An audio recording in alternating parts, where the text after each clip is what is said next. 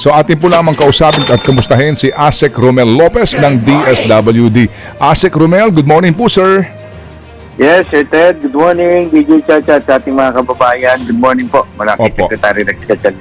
Opo, Asek, amin po nakapanayam kahapon sila Ginoong Frederick D no, ng Grecon Region 8. Doon daw sa kanila as in zero pa sa kanilang mga miyembro. Wala pa ho nakakatanggap nito pong 15,000 na ayuda. Well, oo nga po. Naintindihan po natin. But then, I believe Region 8 lang po yun. But then, kami naman po sa DSWD and the DTI ay tuloy-tuloy po yung coordination. Hindi lang po doon sa mga private na grade groups, maging doon sa mga BPLO po o doon sa LGU kasi on board na rin po yung DALG. And if that's the case din po, kahit dito po sa inyong programa, hingin po natin yung maaring contact din po doon sa kanilang grupo.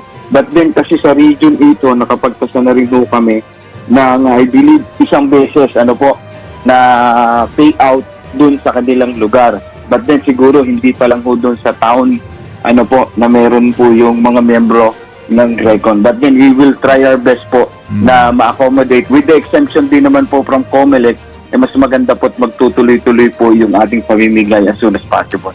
Opo, sige. Sir, ito pong grupo nila Ginoong Frederick D ay sa Tacloban mismo, ha? O, ang sabi po nila, Tacloban talaga ang kanila pong base, bagamat region-wide po ang kanilang membership. So sa Tacloban mismo na pinaka-capital of the region, wala pa. May mga report akong nababasa ngayon, may sinasabi daw po, may ibang lugar sa Samar nakatanggap na, pero in Tacloban daw po, wala pa. Yun po, Asek, ha? Yes po, tama po yan. Kasi sa schedule po natin sa Leyte, nagkaroon po tayo sa Biliran, sa Northern Samar, at Eastern Samar. Well, sa nagiging kwan po kasi natin, scheduling natin with the DTI, as soon as talagang ma-finalize yung list, yung master list, vetted na ng mga BPLO, vetted na ng DTI, and then of course, dun sa availability ng ating mga Special Disbursement Officer, that's we can proceed, as soon as possible. And I believe hindi naman lalo natin kakalimutan kasi Tacloban po ito. Nasa sentro nga po ito doon sa Leyte. Sige po. So, Asek, dito po sa pamamahagi ninyo so far, ano po ang update na sa actual na bilang ng mga nabigyan po ng tig 15,000 at magkano na po ang kabuuang halaga na naipamigay po ninyo?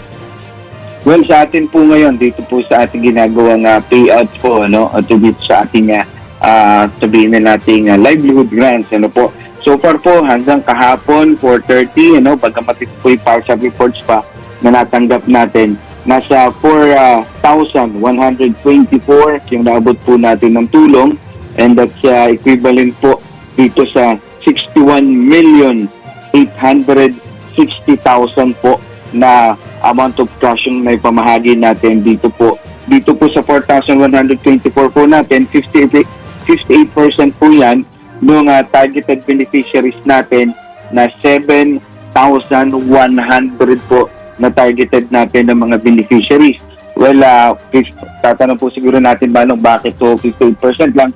Well, yung iba po kasi nakikita natin yung iba talagang hindi po sumusunod doon sa ating EO39, but then yung iba, mga documentation lang naman yung nakikita natin. Kasi may mga hinihingi pa rin po yung DTI sa kanila, and then at the same time, doon sa authentication na process po natin, make sure po talaga natin na sila. But then, ang mas malaki po, Manong Ted, ay yung no-show natin tinatawag o hindi nagpupunta po doon po sa ating mga payout centers. That's why last week po, kasama na natin umupo sa meeting, pati yung DALG kasi humihingi na po kami ng tulong sa kanila, and then malaman nila yung mga payout schedules natin, Manong Ted.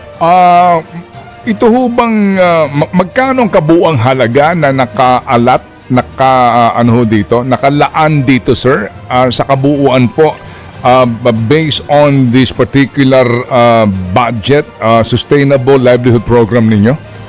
Well, ang nakaalat po natin ay 5.5 billion, but then sa estimate natin, baka hindi abuti ng 1 billion po yung magagamit natin based doon sa nakikita nating projection ngayon ng master list ng DTI.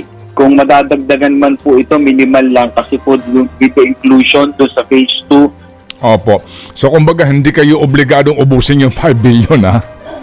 Well, hindi naman po kasi ang atin naman po nga Sustainable Livelihood Program ay natap lang po dito kasi kami po talaga yung may programa na match para doon sa atin pong mga sabihin na nating mga nagninegosyo, mga negosyante. Kasi may mga programa po DSWD, Puro sa Pupur, yung mga in crisis. Ito naman po sa livelihood. So ito po yung programa natin na akma para hindi naman masabi ng COA ano po na yung ating fund ay hindi naman para rito. Ito lang po kasi yung pinakakama for this specific payout doon sa mga in crisis o doon sa mga vulnerable na ngayon dahil po sa EU39.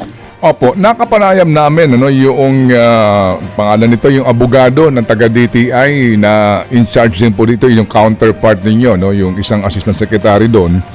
At natanong namin siya doon po sa mga documentary requirements. So maliban doon sa mga business permit, mga pag-identify ng local government at mga requirements from DTI mismo, may sinasabi siya at inaamin niya na wala po silang hinihingi na patunay. May binanggit siya na affidavit of undertaking na pinapipirma daw po. Well, when it comes po doon sa requirements po, kung yun po yung hihingin requirements sa atin ng DTI, well, yun po yung kailangan nating sundin kasi yun nga po yung setup namin Manong Ted. Kung nandun po si DSWD at in doubt, halimbawa, doon sa nakalista, ano po kasi authentication process po yung amin. Like, nasa listahan ka pero ikaw ba yun? Ano po? Nasa listahan ka pero karapat dapat ka ba? Ano po? Yun po yung part na kung may questionable sa amin, takbo po kami sa DTI na, Sir, ma'am, si Sir po medyo sabihin na natin magkaiba yung pangalan o nickname yung nilagay, tas last name lang. Doon po naman yung mga question na meron kami. At then, ang kagandahan naman po rito, dun sa aming ginagawa po na sistema, hinihingi po namin kung may mababago man sa payroll Manong Ted, ay si-certifikahan ito ng DTI. Nang sa ganun, sa liquidation report namin, certified din nila pagpasa namin sa COA at hindi naman po mapupunta sa amin. Kasi ang amin nga pong perception sa DSWD Manong Ted, once they are on the list, sila po yung kailangan namin bigyan. And then yung authentication process with the help of the DTI, nang sa ganun, mag-proceed po kami sa payout Manong Ted. Ang aming trigger mechanism ay DTI Manong Ted. Sige po. So kumbaga, kayo ho sa DSWD na disbursing office, pinanggagalingan ng perang ito, hindi na kayo hihingi ng attachment ng affidavit of undertaking nung bawat bibigyan nyo ng 15,000. Kasi mukhang wala daw po iyon eh. Ngayon, hindi nga hinihingi na. So hindi na po requirement yung ngayon as far as you're concerned. Well, sa amin po kasi Manong Ted, talagang ID lang po ang hinahanap namin na nagpapatunay na ikaw yun, authorization kung hindi man si Manong Ted ang pupunta at tao na halimbawa dun sa bigasan, yun po yung sa amin. But then, yung mga kung sasabihin pa si DTI na, ay teka, baka ito hindi, kasi may random checking din po o monitoring na ginagawa si DTI and then dun po pumapasok yun Manong Ted na halimbawa, ay hindi naman nagkukan yan. But then, with that, alam din naman po natin na most probably baka nga hindi lahat ay monitor. So, it's up to the DTI. Basta ang amin pong trigger mechanism talaga ay sila po for us to proceed with the payout. Sige, simply said, hindi kayo humihingi ng proof. Basta sakto yung pangalan, aabutan nyo ng pera. Yun po yun. Yun, kasimple ang sagot, no? Ano po? Tama, Well, we can say that, Manong Ted. Okay, sige po. Yun po yung, kumbaga, sa simpleng salita. Sir, again, dito po, kayo ho ba between the disbursing office and the verifying office, meron ba kayong memorandum of undertaking din dito para masiguro na sa bandang huli po hindi kayo ang hahabulin ng COA dito at ang hahabulin ay DTI? Meron ba kayong ganun na usapan between department?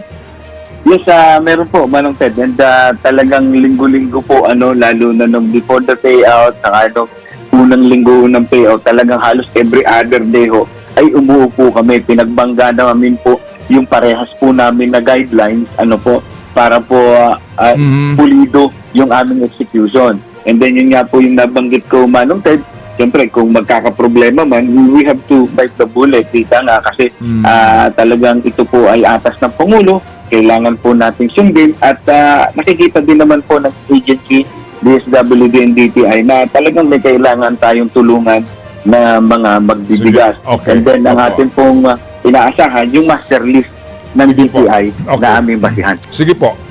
Sir, hanggang kailan po ito? Kasi may bali-balita na mukha daw pong balak na ito pahinto. Well, ang sa amin po ay hanggat masaturate namin lahat, but then ang aming target ay baka most probably within the month ay matapos po natin ito kasi dun sa atin pong datos ay hindi naman masyadong aabot ng na around 20 to 30, yan lang po yung 1,000 yan po yung ating estimate, but then with the inclusion na rin po, yun lang po yung talagang pinaghahandaan namin. Sige po. So salamat sa update po, Asek Romel, at muli kaming tatawag dahil kami nga po nakaantabay nakabantay dito po sa napaka-importanting programang ito because this involves people's money, Asek Romel, ha? Yes po, Manong Ted. At asahan po ng ating mga kababayan na sa atin po sa DSWD, sa tulong po ng DTI and DLG, talagang minimake sure po namin na yung listahan ay maayos and at the same time may bigay po namin yung kinakailangan the soonest dahil nga po ito'y sa atin ng ating Pangulo Ferdinand R. Marcos Jr. Apo. Thank you. Si Asek Romel Lopez, ang spokesperson po ng DSWD.